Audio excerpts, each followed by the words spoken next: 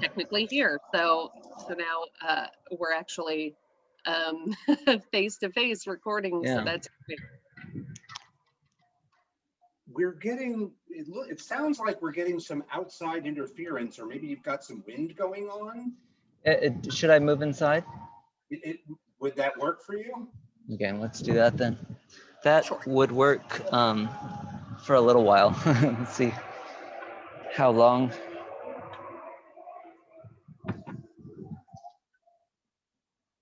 Right. So be right back. Sure.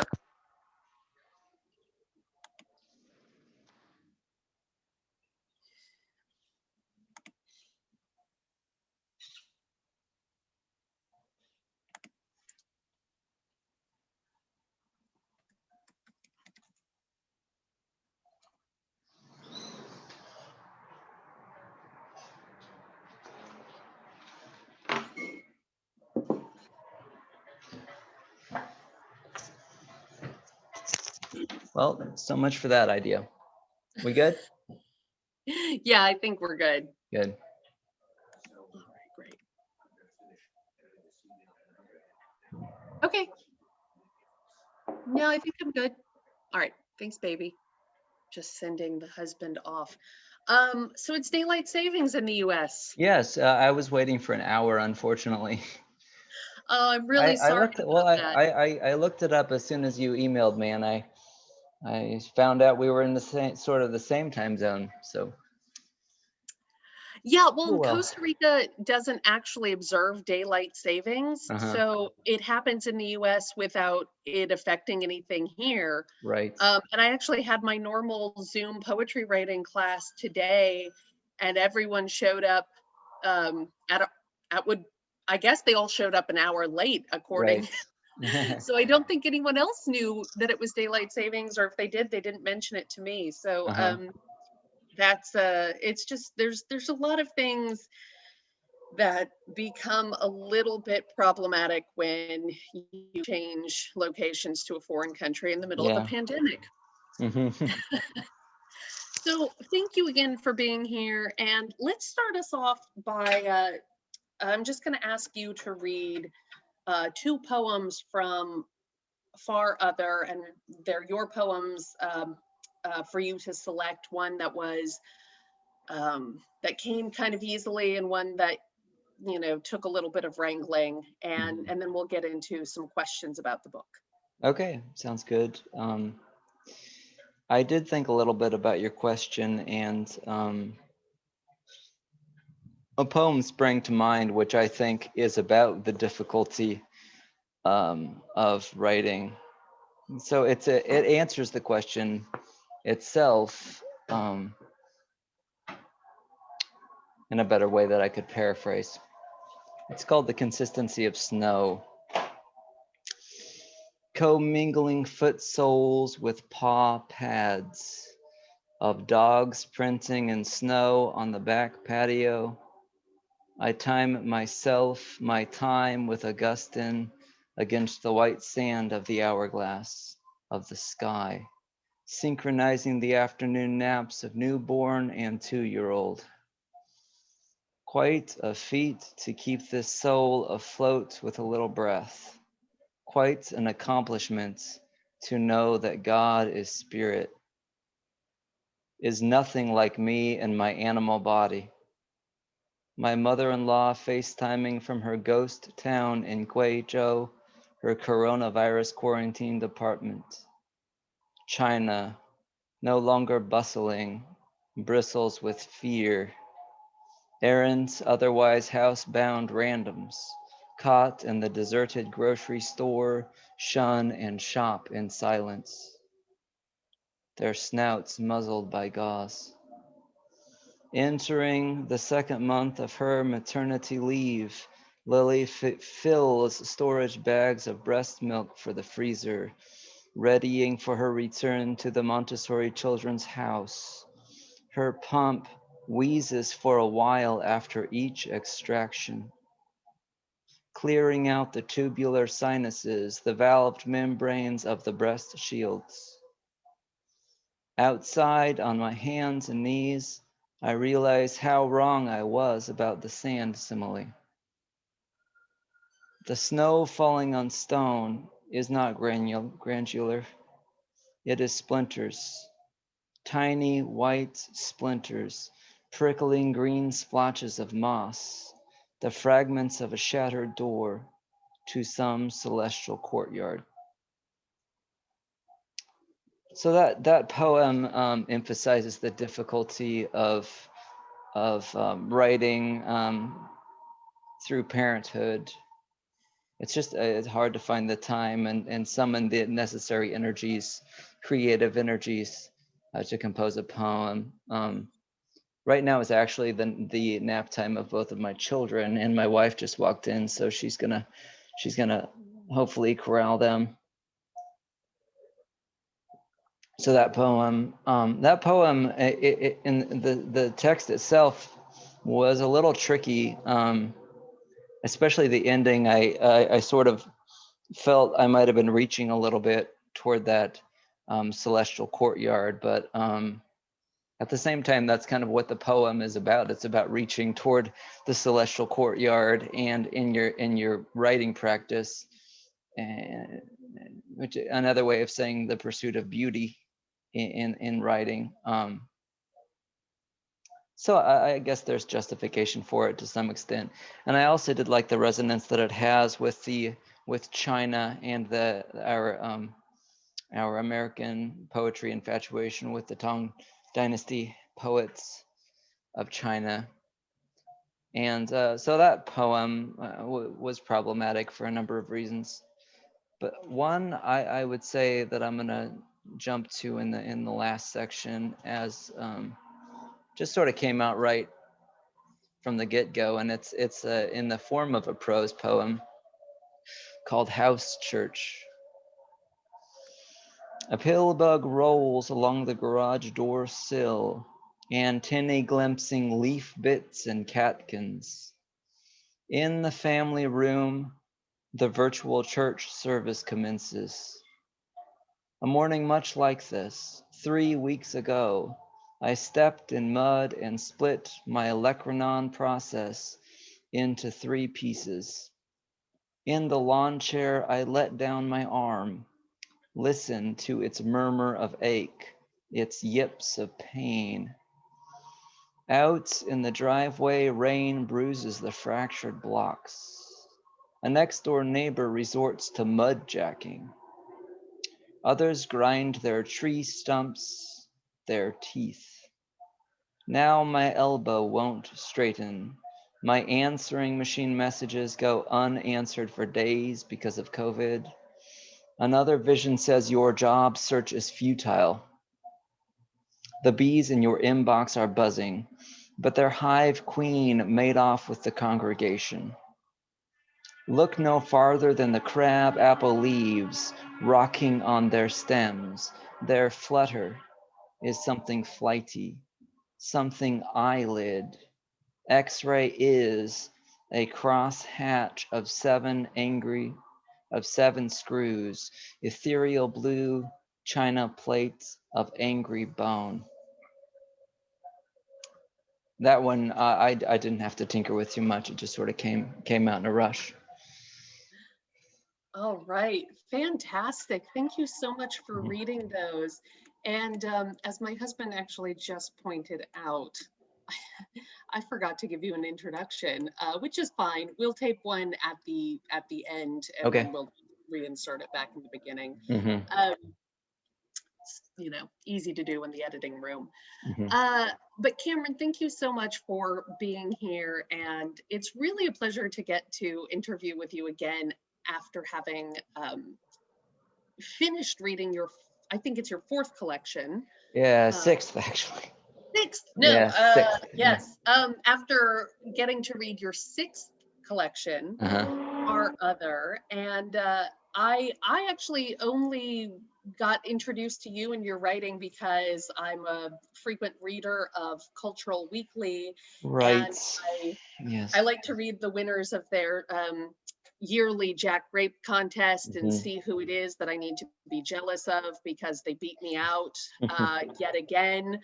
And I think I found your poem, and was particularly drawn to it because it had some great use of sound devices. And I was working on a chapter or a section of our poetry e-course on sound devices. So I was Mhm. particularly already looking for things, poems that really spoke to me and demonstrated some great use of sound devices. But as I've come to get to know more of your poetry, I find that there's so much in there that really resonates with me. The spiritual aspects, there's a lot of the sense of the spiritual searching, and at the same time, a lot of the daily quotidian um, the quotidian ways that we find spirit or we look for Mhm. spirit in the Yeah. quotidian. And this past week or so that I've been reading Far Other, it's just been very present with me. And I have to admit, I didn't know much about Saint Augustine prior to reading your book.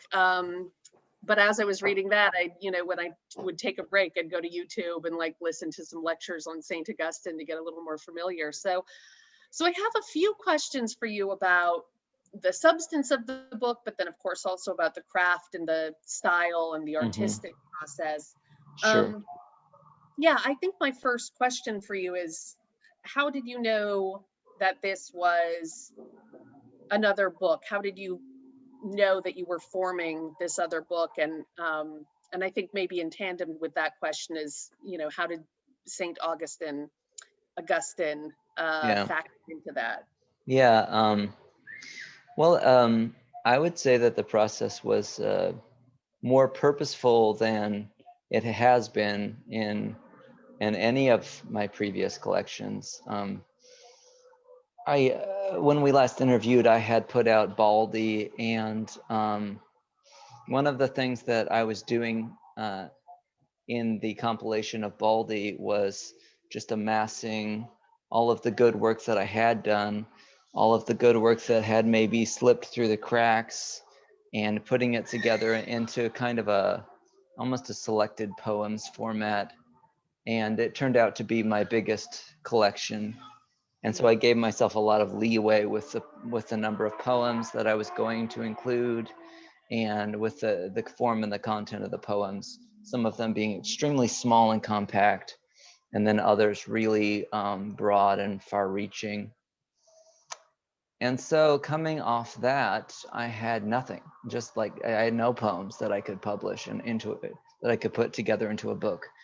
And so I don't know how the idea came to me that I needed to revisit Augustine, because uh, as an undergraduate, I had gone to Calvin College in Grand Rapids, Michigan, and that was where I first sort of encountered his work in a class on the memoir.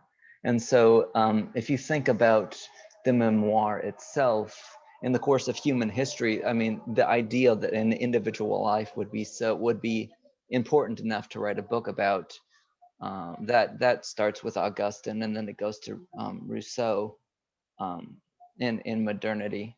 But the fact that it was kind of I think it was a bold move for him.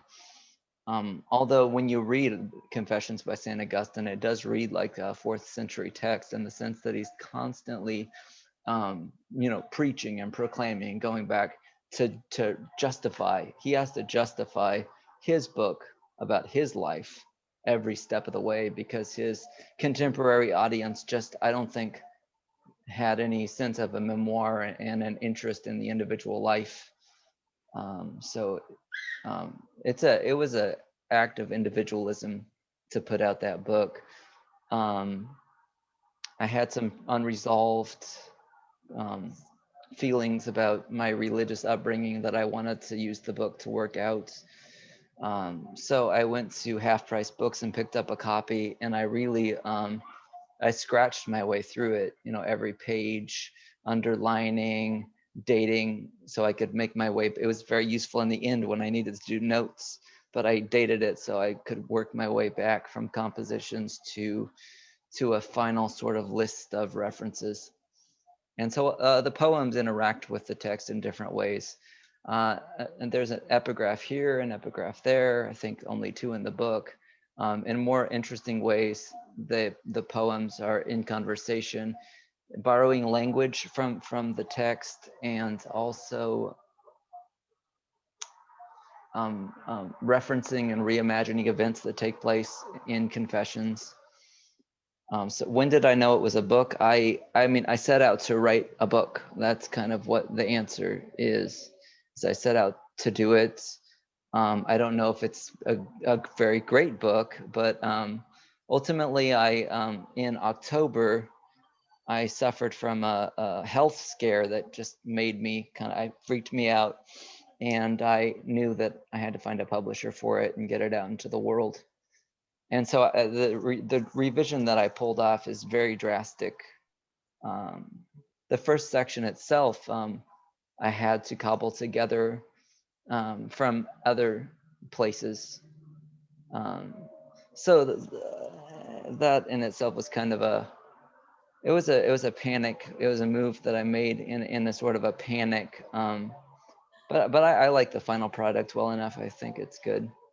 I quite enjoy the final product as well. And we should all be so lucky to have that be the result of our panic. Uh, it's funny hearing you say that, because I mean, the book is, it's not a chapbook, it's a full manuscript, Yeah. and it has the feeling of being a full manuscript. Uh-huh.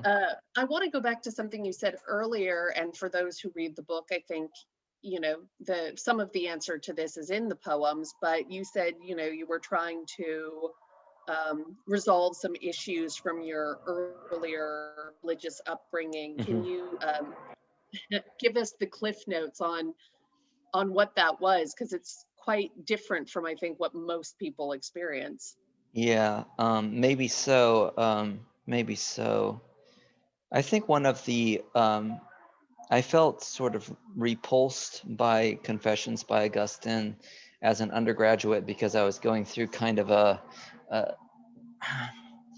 a deeply questioning period in my life, and what I found most repugnant about the text was his just general hatred of humanity, Mm, his shaming of himself and his early childhood sexual experiences, his shaming of the infant as like this emblem of human sin and depravity, from a modern scientific point of view, is completely backwards and absurd. So I don't know. I kind of went into this project with a great divide. I knew that I was coming at it from the opposite direction. From the bit I had, you know, the advantage of thousands of years of scientific research and other religious points of view that he didn't have. And yet I wanted to see what I could. I guess I wanted to see what I could salvage, what might still stand and be applicable. And I think the title pretty much sums up what I found. It's just the reaching and the yearning. That's one of Augustine's biggest hallmarks, is that our heart is restless. I think it goes until it rests in that kind of idea of just like that restlessness and wanting. I think it's universal, and I think a lot of people experience that on a spiritual level. yeah, absolutely. I think that's one of the really interesting things that I find about poetry is that it does seem to connect to so many other areas of other disciplines. So, some of the things that I study through poetry, or I come to through poetry, it's like, oh, someone else has been there Yeah. too. Like for Yeah. me, I love this quote by Martha Graham about how there is really no rest. It's just one divine restlessness moving to another divine restlessness. Hmm. I'm only paraphrasing that. But then hearing that from Augustine too, it's just, that's the human condition, whether you're approaching it from theology, philosophy, psychology. Yeah. poetry, biology, all the ologies, we all come Yeah. to understand that life keeps moving and it does not seem to stop. No, we're not really made to be content. I think, I mean, if I was, I probably wouldn't have 6 collections. I would just have 1 collection. And now I'm working on a 7th, and it's like, yeah. I mean, the minute it's published, I'm on to the next project. I can't savor anything. I just have to get working. I'm happiest when I'm working, so that's what I do. well, I think that's maybe part of the curse and the blessing is that you you know, the happiness of pursuit, I think is the Right. title of the book that I really liked. Mm-hmm. The name of the author just escapes me right now. Mm-hmm. But actually the question that I asked earlier, I wanted to know a little bit about your early life living in China and what brought you there. Mm-hmm. And relating that question to the book, I will say that this is my version of Confessions. It's like I think that's what I set out to do, was to rewrite it from my own point of view. And so the second section encapsulates all of my China experience, and a couple of poems make reference to my years at Calvin College in Grand Rapids, Michigan. And so the rough outline is simply that I was born into a family when I was born, which was RLDS, which is Reorganized Church of Latter-day Saints, and that's an offshoot of Mormonism that has its roots in Independence, Missouri. Mm. When I was little, my parents left the church, and I spent most of my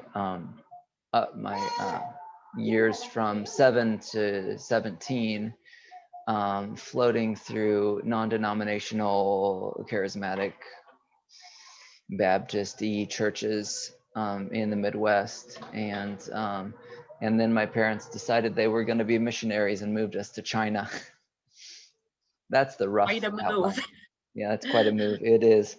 It was quite an adventure, and then my adventure in China continued beyond my undergraduate years at Calvin, and I ended up marrying a Chinese woman, and now we have a couple of kids. And I majored in Chinese in college, so I have a intermediate level in the language and a fairly good appreciation for the culture, Mhm. and that's the rough outline.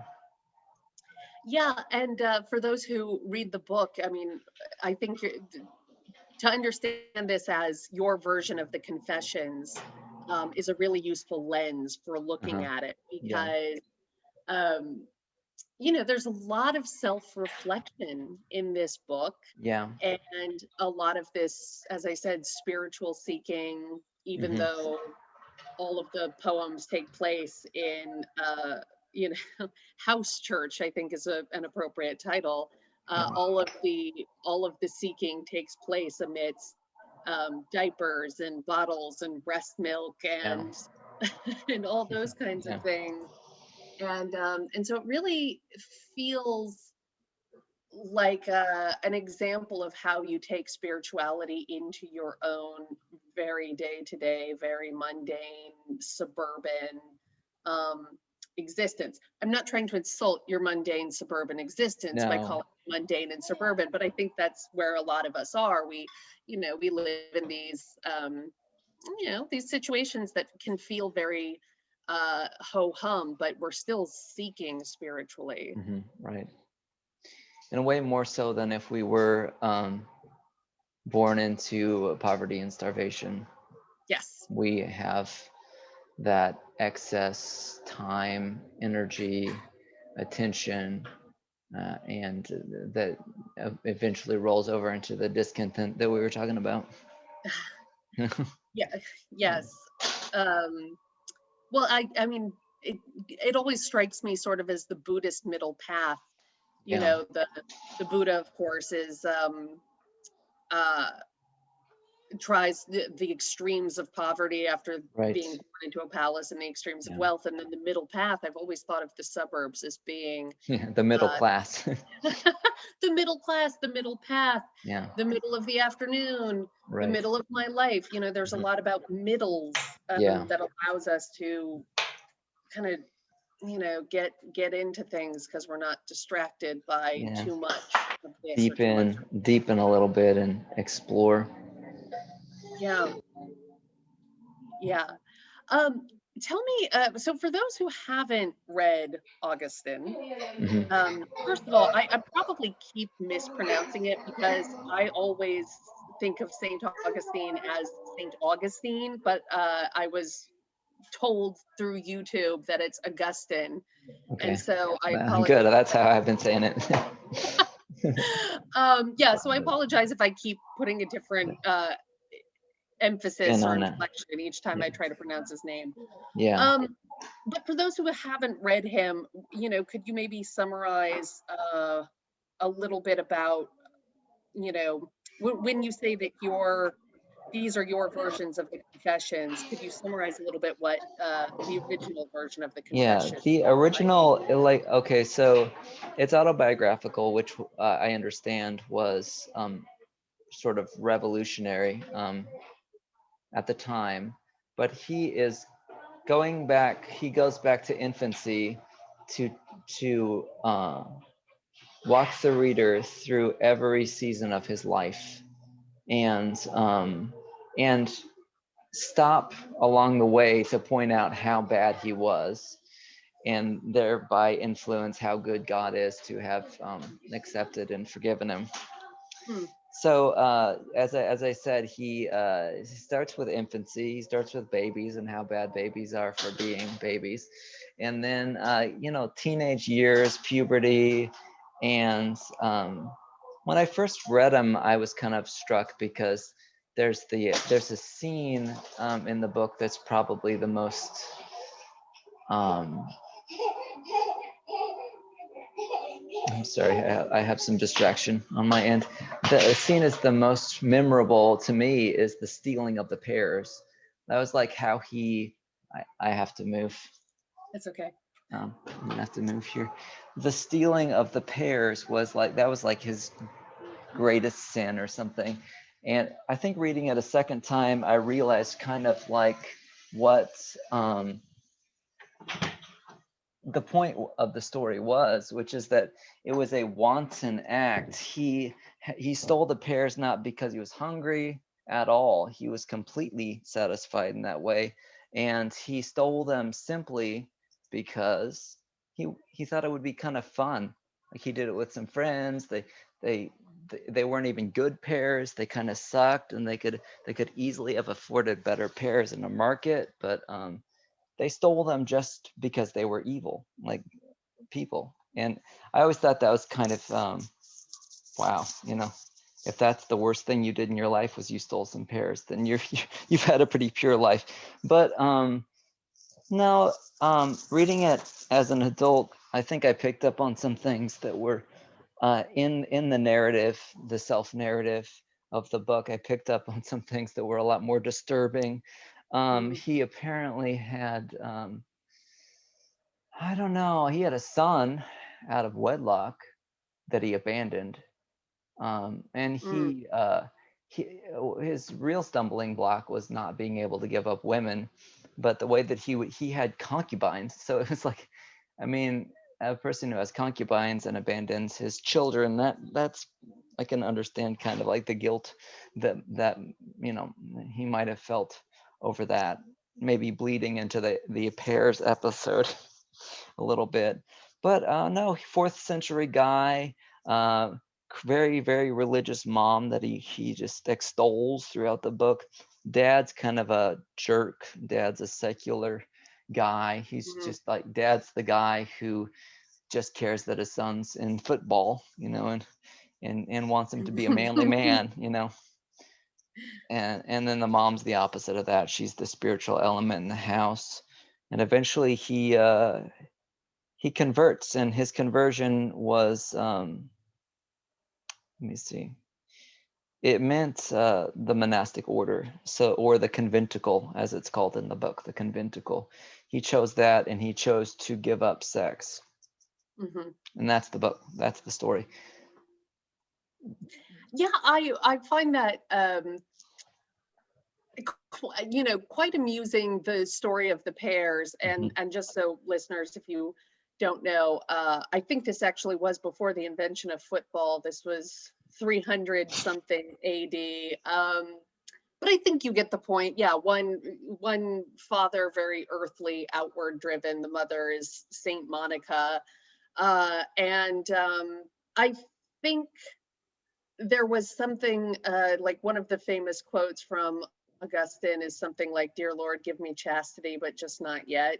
And yeah, he It definitely took him a had. long time. The metaphor he used in the book, which I put in mine, was something about rolling and turning on this chain, and that's sort of where I leave off in the parallel. Uh, that's kind of the last reference that I make to Confessions in the book. I think it's in that poem Homestead at the end. Yeah, I remember that poem, and I want to talk a little bit, I guess, about the ordering of the book.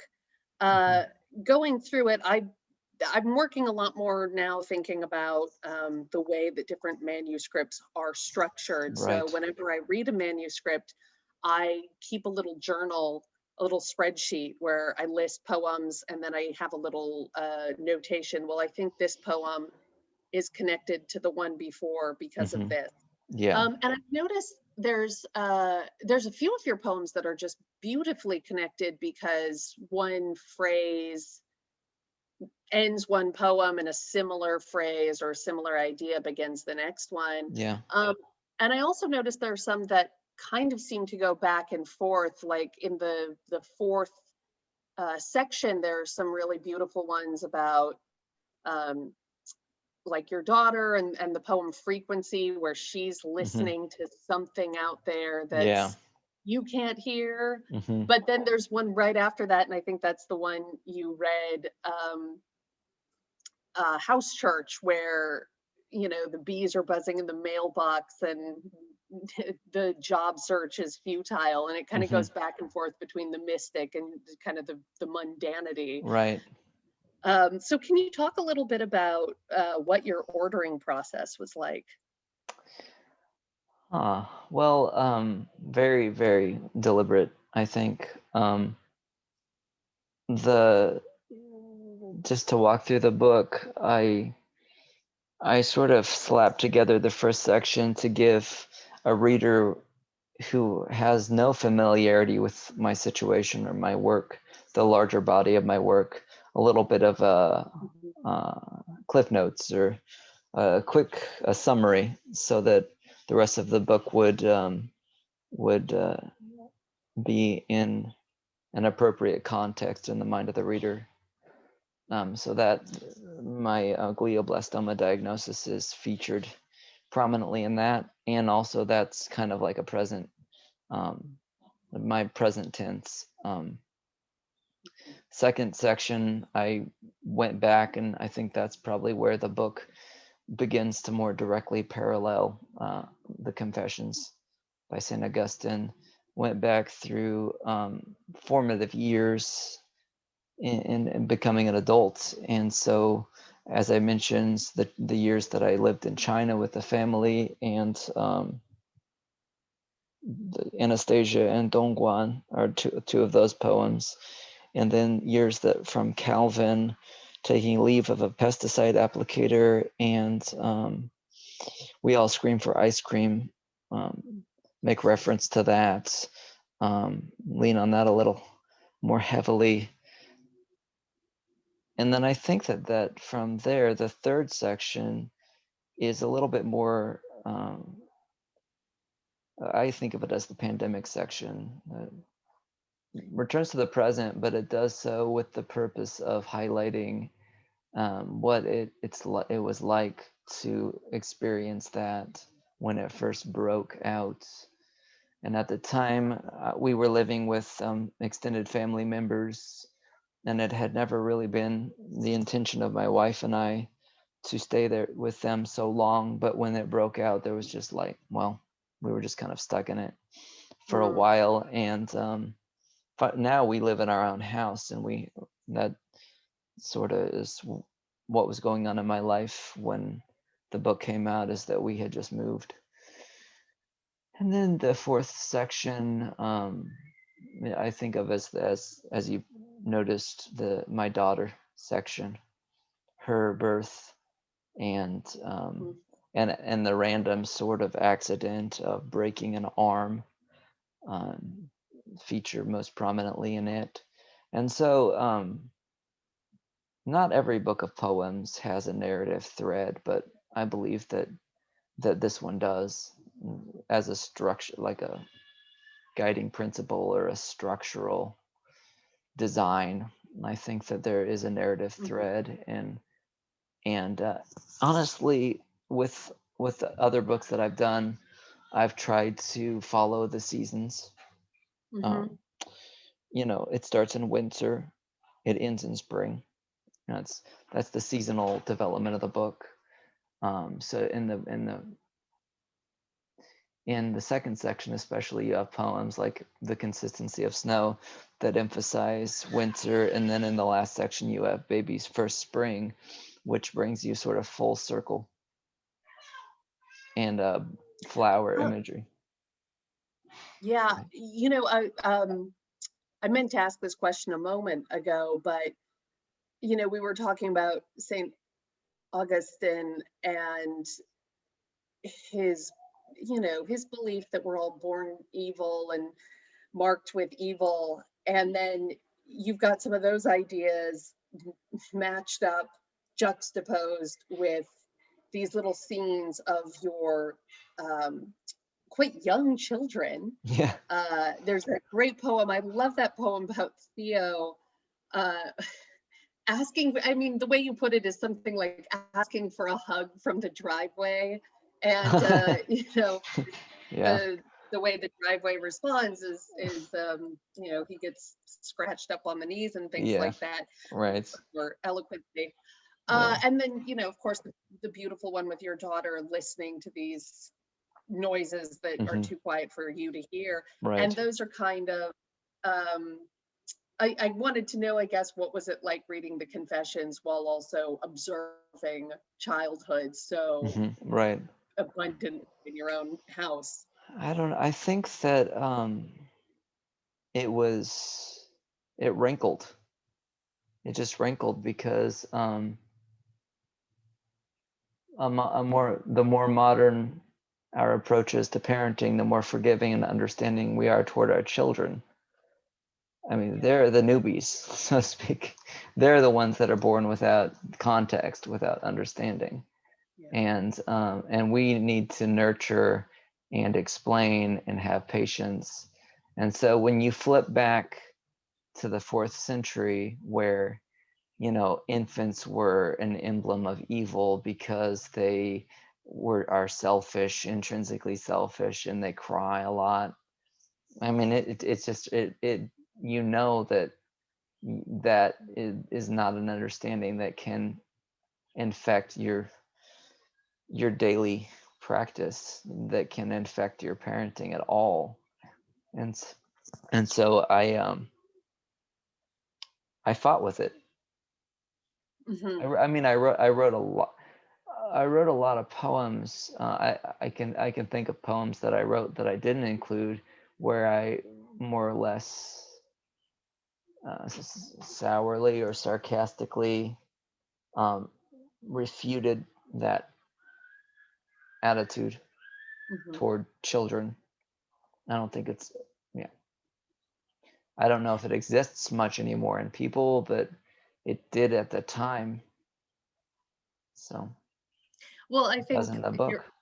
Hearing you talk about this, it makes me very grateful not to be living in the 4th century, as either a parent or a child. Right. And it is really funny to hear to reapproach some of these old foundational texts, and from the modern point of view, how odd, how they clash with our own modern Hmm. understanding from psychology or Yeah.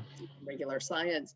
Um, so I think, the next question then is, what is it about Augustine that remains that, made you want to reread him, even though you had bristled at him so much earlier? Yeah, I spoke to that a little bit already when I mentioned his spiritual malcontent, and Mm, I guess you could use the word transcendentalism, which is an American idea, but the far other comes from a quote in the book where he says, yes, God is light, and yet it is not this light that you see in this room. That it is a far other. And interestingly, he had to get to what I think most of us are born with, the idea of the dualism. There's two substances, mind and matter, that is really on the fabric of contemporary Christianity, and a lot of superstition and a lot of what people hold to be true on some level when they talk about death and how someone's gone to become an angel or gone, even the word passed away implies a kind of dualism. You've passed into something that is other than where you are now. um, mm, he had to arrive at that in a didactic way, and so there's a lot of argumentation in the book uh, where he sort of disproves ideas that he has to argue with ideas of the day. The everything is one substance sort of belief that was big in his day. And your question was, what remains? What is applicable now? And I think mm, I took on Augustine because I didn't know if anything would be, and a lot of it obviously is not. Um, and it might have been I think I was pleased with the idea of the project that I was undertaking because of the almost the it's not a rhyme, but it's an allusion to confessional poetry. mm, Confessional poetry is like a friend says post-confessionalism is the dominant mode in American poetry today. Um, mhm, which I kind of get that, like memoir is so pervasive in contemporary poetry today, and so if you want to call that post confessional, then that works for me. But I was intrigued by the project because of that word. It was his confessions, and how far back could you go if you wanted to trace the lineage of confessionalism than Augustine? That just it mm. seemed like maybe I was going back to the real wellspring, the real root in our Western culture, at least, of a confessional poetry. Um, the It's so funny that, sorry, No, no, it's fine. it's just funny that you brought up Rousseau earlier, Hmm. because it's an interesting parallel. I, in college and everything, really started thinking of the confessional as, I don't know, maybe re-beginning, having its resurgence with Rousseau, and whereas Augustine was making all of these statements about children being evil because they're Yeah, selfish and this, that, and the other thing, Rousseau comes in, and it's just all about how children are better than adults and yeah, honoring the that's funny. child. Yeah, And that's modernity. um, it's taking the old thing and, turning it on its head and Right. re-questioning it. And yet at the same time, he's examining his own life, but just coming to very different conclusions about what he finds. And Yeah. also, Rousseau has his own book, which is also called The Confessions. So it's not, Right. the parallel is not obscure. It's pretty Right. obvious there. Um, So I guess maybe the that answer to your answers the other question, question I wanted to ask. yeah, maybe the answer is what is what remains of Augustine is more than the content of the book, but the form of the book and the underlying concepts and the underlying confidence that even though, I am a puny, mortal, uh, depraved worm, my life is still worth recounting in this way, even if every other paragraph I extol, the beauty of God in contrast to myself. I am still going to detail the things that happened to me in my life. Maybe I was reaching more for a form than content. Even Yeah. though, the yearn, I still think that the yearning in Augustine is universal. I also wanted to explore the idea of a confessional poetry in relationship to his confessions. I love that. That's such a beautiful sentiment. And I feel like, I mean, in some ways it's very modern, it's very America. I mean, that's what Whitman was getting at too, which is that we're not just going to read the lives of the saints and the princes and the extraordinary people, but everyone's story is worth telling. Mhm. We all have something to learn from examining our own lives, or even other people have something to learn from examining the lives of, quote Right. unquote, ordinary people. Right. Yeah. Um, you did answer my question already then about the title, because I was wondering where that came from. And maybe you could tell me a little bit about how you chose that title. Did you ever at any point consider a different title, or did that just come to you? When it came to me, it stuck. I don't. I think titling a book is up there with cover art in the most hard Mhm. and complicated decisions that you make in the formation of the book, the title and the cover. There's a mystery to the process by which you arrive at either of them, and there's a lot of accidents that Yeah. happen too. I don't know. I don't know. I mean, I don't know. There's an epigraph to the book. Um, let's see if I can pull it up. Sure. I'll pull it up and read the epigraph. The epigraph goes,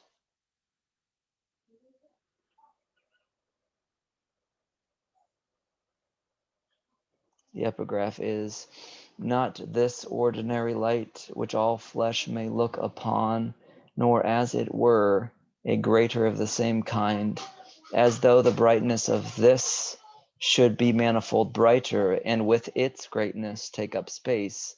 Not such was this, but other, yea, far other from these. Um, and whenever I ask myself if I believe in a God or the absence of a God, I think that I'm always it always boils down to otherness, because God is the ultimate other, and in a dualistic sense, a substance that is unlike my own, and not just like some great space alien that has powers I can't imagine, but a being that does not exist in this world, this construct of time and space and culture and language, just that is completely beyond that. I mean, we have the stars, but what Augustine's saying in the passage is that this is not, it's not that kind of thing at all. It's a wholly other Mm, existence. And so that's kind of the notion of God that I have to grapple with and question. Excuse me. um, I'm very curious, and this is a little off the subject of poetry, but have you ever seen an episode of The Good Place? I have, yeah. I think I saw the first season or two. My sister really I loves it. find, yeah, what we're talking about kind of made me think of that, because for those who haven't seen it, it's, about a youngish woman, 30-something woman, who dies and goes to quote unquote the good place. And it's this idea of heaven as being like a suburb where there's a frozen yogurt shop on every corner. Right. And, kind of the humor of it derives from the idea of heaven being so like a mirror or a brighter version of our normal life. Yeah. And of course there's some truth and there's some comedy in that. Mhm. But moving away from, the substance and talking a little bit more about the craft, I was actually quite intrigued about your poem, House Church, Yeah, um, and wondering, yeah, could you speak a little bit? You said that was the one that came it quite is. easily. Could you Yeah. talk a little bit about the genesis? Um, well, I think that poem that poem goes off the rails. And that's what I love about it, because I've started so many poems that start like that poem starts, but then it starts to lose its balance and get lose its sort of mind in a way. Let me see. I'll bring it up. Church. I can almost pinpoint the part where it gets good. Um, Rain bruises the fractured blocks. Now that's pretty standard. In the middle, I'm just going straight to the middle. But then a next door neighbor resorts to mudjacking, and it starts to get really playful, because grinding, mudjacking is when you pump mud under a driveway. But then others grind their tree stumps, and so they're taking out the trees to resolve the problem. And then grind their teeth in their sleep. That's just fun. I think that's fun, because that's an imaginative leap from grinding tree stumps to grinding teeth. And then just with the in a very sort of fluid way, it just moves back to the elbow and the moments. It moves back to the moments um, in a more simple and straightforward fashion. Now my elbow won't straighten, and then it jumps again. And I mean, this is like the greatest pleasure to be had in poetry, is just when it starts to go off the rails a little bit, and then it keeps spiraling out of control. This is a runaway poem, I think, that was a lot of fun to write, and it's still a lot of fun for me looking back and reading it. Another vision says your job search is futile. I don't know why the bees in your inbox are buzzing, but they're hive queen.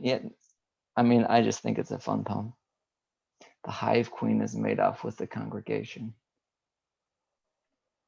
I don't know. I feel like the more poems you make, the more fun it is to go a little crazy.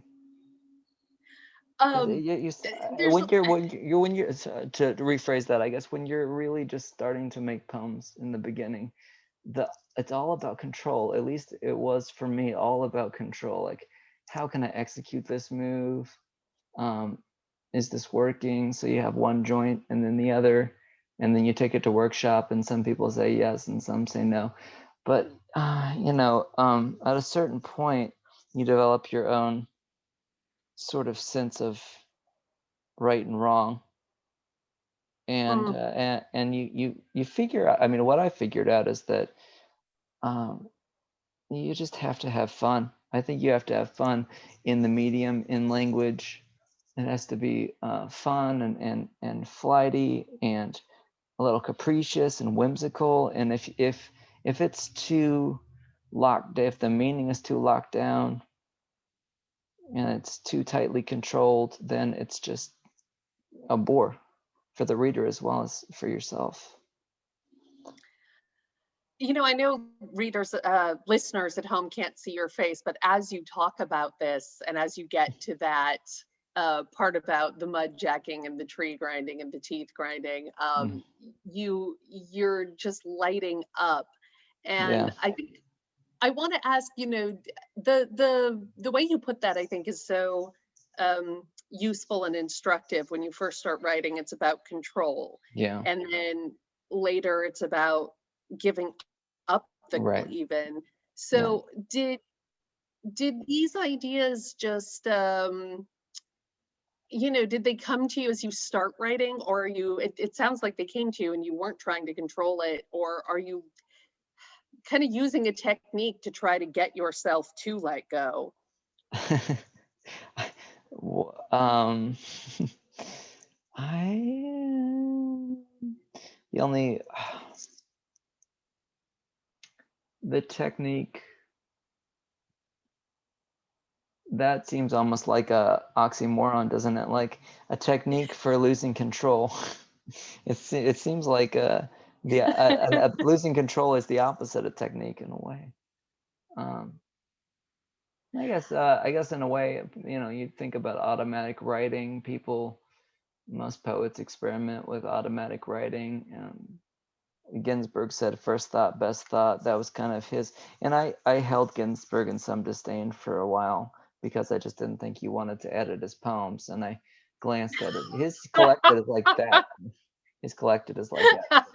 Yeah, but you know, returning to it later, I got it, that what his goal wasn't to achieve a beautifully crafted piece of literature. His goal was to represent the movements of his own mind, and probably he probably experimented Mm, with automatic, right? So it was more mimetic. He was trying to do something that was for truth, not beauty, really.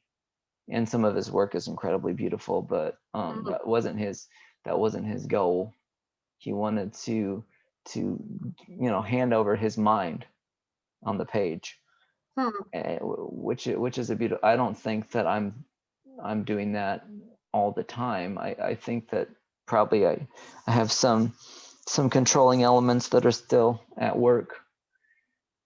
I guess I guess he's would be the one then that gave up control, but I don't know. Yeah, yeah, that idea that you're intentionally trying to find a way to let go of yourself, your conscious control. I think that's kind of the bane of a workshop, or maybe that's the highest goal, and it is very paradoxical. How do I force myself to relax, you know? Yeah. Right. But that's, you know, that's kind of the fun of it, and that's what makes poetry still like a mystery, is how can you guarantee that you're going to say something or think of something that allows your mind to relax and start playing? No, you can't. And that's, you know, that's why poetry remains an art and hasn't become, that's why we don't have poetry by number kits, Yeah. um, or anything like that. But that's wonderful to think about, you know, how we get into that ability of letting go and just having a playfulness Hmm. and having a play session with the words Right. and the Yeah. different ideas that they generate. Let's talk about the opposite, the one that was more challenging to write. Yeah. Um, and could you say a little bit about you know, what made it challenging and how you wrangled it? Hmm. I think that I was sort of kidding when I read that poem, because the poem is about the difficulty of writing. So when you asked me to read a poem that was difficult to write, it came to mind. I don't know.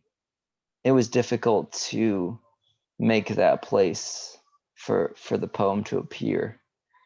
I mean, and it really is. Even now, I can hear my kids in the background. So you know, my daily routine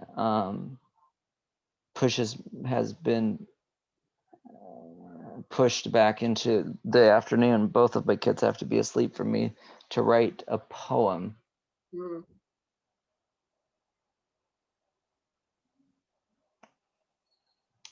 What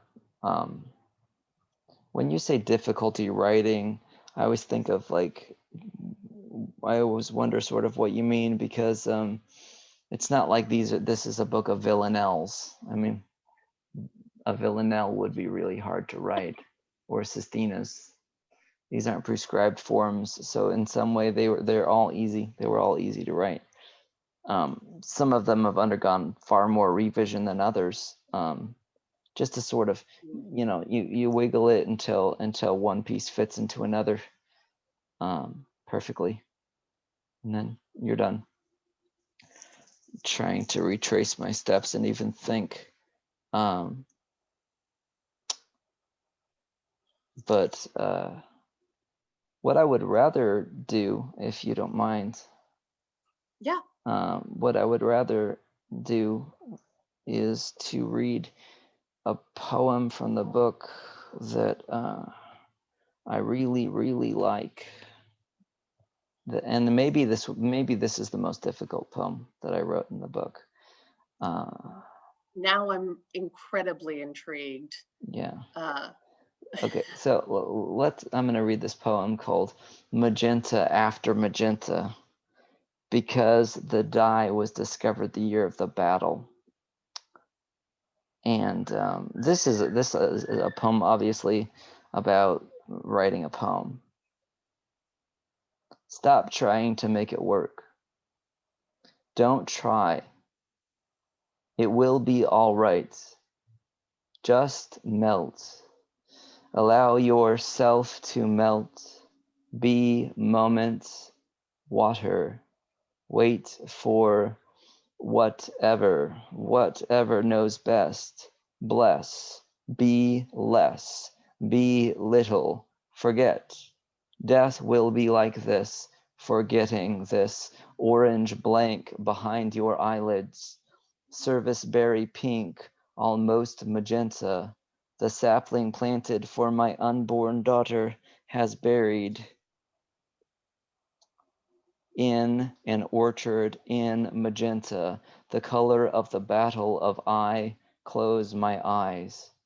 Bury me here. I gotta say that's up there with maybe my favorite poem that I've ever written. I don't know, but maybe it's not as good as I think it is. But I was trying to write a poem, and I under a lot of pressure, as I mentioned. Two little kids doesn't leave a whole lot of time for that, especially since I'm a stay-at-home dad, and I got a lot of childcare responsibilities to deal with. And then, when you're pushing and you want to write a poem, it just becomes ever more elusive, and that you start to feel like this is not going to happen. So then you start to tell yourself something like, stop trying to make it work. Don't try. It will be all right. And those are the first lines of the poem. And then, you're off and rolling from there, because it's like, oh my God, that's so right. It's so right that none of this, I can't do any of this. I can't do it. I can't do it. I almost want to cry. It's so true, because you start to understand that this thing that I'm doing, it's not me to begin with. Like, I was never capable of this. This is all just given to me. All these years and all these experiences and all culminating right now in this moment. None of it is me. It's none of it has had much to do with me. It's just all been. It's all been gifted. And so you just melt. You allow yourself to melt. You are moments. You are water. And then the way the words, they bleed into each other. The melt and moments, water and waits, and then wait for whatever is the most playful moment of the poem. Whatever knows best. Whatever knows best. It's like that contemporary idiom just explodes in the middle of the poem, and it gets even more playful. Bless and be less. If your eyes blur for an instant, those two words are that's the same. Like bless, be less. All the letters encapsulated one into the other. And then, man, death will be like this forgetting. And that's just the kind of surrender to chance and randomness and inevitability that we all must experience. The orange blank, and then a little narrative element creeps in toward the end, but it really propels the poem into its finish. Apparently, the dye that the color magenta comes from was named after a battle, which was named after a city. So there's like 3 layers of removal: the dye, the battle, and the city. And so that's how I get my ending is a death scene because of the battle. You know, people died in that battle. They died in the orchards, and this is all sort of like research that I did into the etymology of the word, the battle of I close my eyes. And amazingly, I did that last line wasn't part of the original draft. Bury me here came to me in a sort of revelatory way. I don't know, weeks, months later. It might have even been like in the final revising of the book, because it's a perfect. You, I don't want to use the word pun, but it is a homonym for my my unborn daughter has buried, and then bury me. So, but to bury and to be buried, for a tree to bury, and then for a person to be buried. I don't know. That poem just sort of still, it just ignites something in me. Yeah, it's a lovely Spectacular. poem. It's an utterly lovely poem, and it's funny you say it's so obviously about writing, because when I read it, uh, I was just thinking of it as a more, kind of Zen, transcendental, let go and let God kind of poem, that this advice could be given about any subject, stop trying so hard. You could say Right. that about anything, meditation, just life in general. Stop trying and wait and let whatever take over. And I just love that even in the midst of writing something that's a very serious poem, you're still looking for the playful element, the bless and the be less, and the way that Yeah. the words are playing with each other and playing off each other. That's And that's the crux of the that poem, kind isn't it? Though when the playfulness of that uh, follows hard upon death, right? That when death comes into the poem, and you can't get away with that. I don't put the word death in my poetry hardly at all, even though a lot of it is about death. But in that poem, I feel like I got away with it because of the stark contrast. Because I was being so playful, death could come too and play too. I don't know. yeah, I don't know. I love that. I love that when just your humor and you're joking, and then suddenly that it's deadly serious. I love Mhm. that mix. I think that a lot of movie, maybe dark humor. It's not dark humor though. It's both things together. It's comedy and tragedy in a mashup, in a sort of marriage in that moment in the poem. Oh yeah, I mean that's what what is it Dante calls his piece, the divine comedy. Hmm. Um, very few yucks in that piece though, but I mean there's comedy and tragedy, and they are very much melded together. uh I don't know if this is common knowledge, but I read one of my favorite uh, books about, you know, the creative process is called Free Play by Stephen Nekmanovich. I'm probably butchering that name. But the Sanskrit word for play is also the Sanskrit word for just creation. So, you know, creation, the life, the death, the, you know, things being born and passing through nature and dying, all of it is just play. That's the word for it. Mhm. So I think this idea of playfulness and having the comedy and the tragedy at the same time is, you know, it's the essence of living. It's the essence of poetry, carrying Yeah. those two things in one moment. Hmm. Yeah, absolutely. Yeah, yeah. The Well, dramedy. on that note, Cameron, I mean, yeah, the dramedy of it for sure. And I think that's part of what, you know, to me, that's part of the uplift of poetry. There's a line of poetry from Galway Canal that I pretty much live by, which is a poem. And it's funny, I can't remember the name of the poem, but just this line from it, which is, even singing a sad song requires an absolute happiness.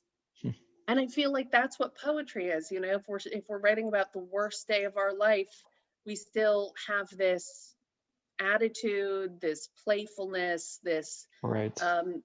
sense of making something beautiful, even though we're maybe making a beautiful song about something terrible. But it's that whole, the fact that we engage our whole body or our mind can play with the materials, Yeah. that makes it, you know, a joy to write, even if you're writing about something that's not itself very pleasant. Yeah, So but that's kind of, I mean, that's the thing, isn't it? Because when you're working in language, you're not really manipulating those experiences themselves. You're mm, not manipulating the facts about life and death or any of the facts about what has happened to you. What you're doing is you're manipulating language. yeah, And so that you're in a world of the imagination. And when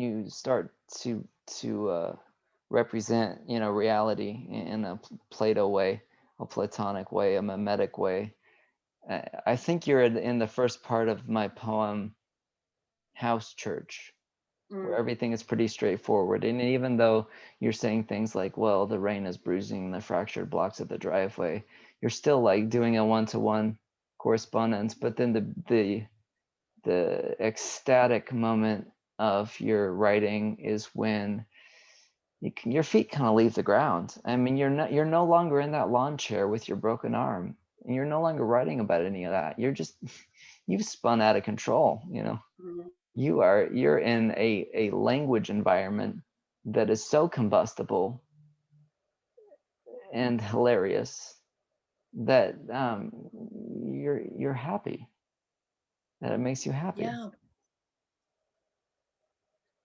I think that's one of the best justifications for writing poetry I've ever heard.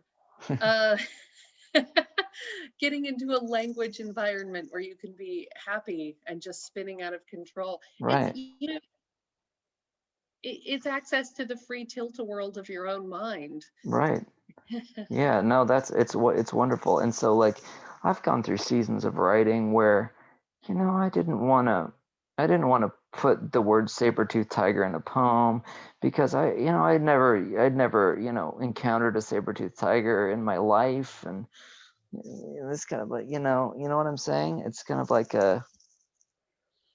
it's just like because I was so locked down into a certain frame for my experience that I didn't realize that language, when you're doing a poem and when you're in language, the freedom of that is getting to leave it all behind. Mm, You know, play, experiment, you know, dance a little bit. That's mm, that's the point. That's the whole point. And you know, it was right there in the beginning when I took my first poetry creative writing class at Calvin in 2009. I knew that I was going to be a poet for the rest of my life. That's what I was to begin with. That was my epiphany. And Professor Cladd, he just left me with a simple remark that was so beautifully cutting and true, which is just that you're all about control. And so, and I said, but I want, I was serious. I mean, it was a really serious time for me, and I wanted to do serious work in the craft, but I say, so I think I criticized the poem at one point. It was just like, that's just play. And what's the point of that? And he just turned to me and said, well, some people would say that play is the whole point of it to begin with, if that makes sense. But it's always stuck with me, because that's always that really right there in 2009 was the whole journey. That was it.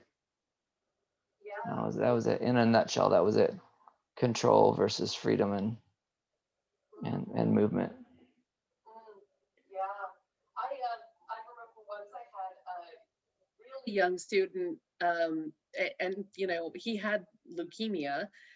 He was like 12 years old and had leukemia. So I mean, talk about having some serious issues for a Right. 12-year-old. Well, he was Mhm. still a 12-year-old, right? Right. And he was very smart, always got straight A's, well prepared for class, did really well in science, could tell you like the difference between glucose and fructose or whatever. Mhm. But I showed him the poem Come to the Pasture, Robert Frost poem Come to the Pasture, which is so short. It's just like, come to the pasture, the little cow has been born, I've mucked out the stalls, it's sunny, and come to the Mhm. pasture, I'm going to the pasture, you come too. And he just looked at me in this very serious way, and he wasn't trying to be funny. He was just really perplexed. He's like, Ms. Hefner, what is the point? Why am I reading this? Right. Why is he telling me this? And at the time, I really wasn't prepared for that answer. So I've spent most of my life trying to think of an answer for him. Yeah. But it's that same idea, like Yeah. maybe this is the whole point of what poetry and literature is just, look, I'm going to do something really cool. You come too. Yeah. It's very simple, but it brings me pleasure and upliftment. You Yeah. come too, you Right. know? But yeah, it's very paradoxical because, of course, I think poets and so many people can look at poetry as being a serious subject, and we use it to address serious subjects, but Yeah. we also use it to release release our own control of things and find that freedom in the Right. confinement. Yeah. Yeah. Absolutely. Freedom in the confinement, because language is the confinement, and it is the freedom. It's just nothing but paradoxes, Yeah, it is. Yeah. and I mean, I think, again, going back to Augustine, it's spirituality, but we've got these big old fleshy bodies, and you're looking for the divinity, even though you're here on Earth, and you've got some kind of sense of it, but it's always the far other, Yeah. as the title of your book suggests. Hmm. Yeah. Well, on that note, now that you've justified poetry for us again, once again, the book is The Far Other. It's the 6th book of poems from Cameron Morse. Cameron, hang on just for a second here. I want to make sure I read the most up-to-date of your bios, Yeah. and we'll just cut and paste this and paste it at the beginning. You have to start over and do it a third time. Sorry, that's my husband. I don't know if you could hear him, but he said, no, start over and do it a third time. Yeah.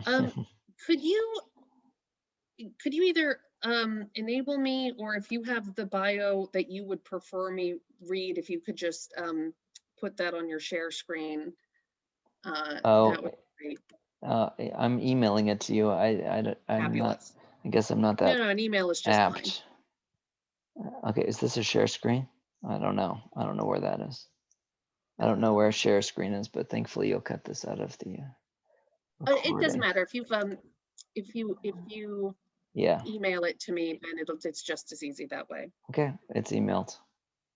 All right, cool. Let's just hit refresh. La la la la la la la la.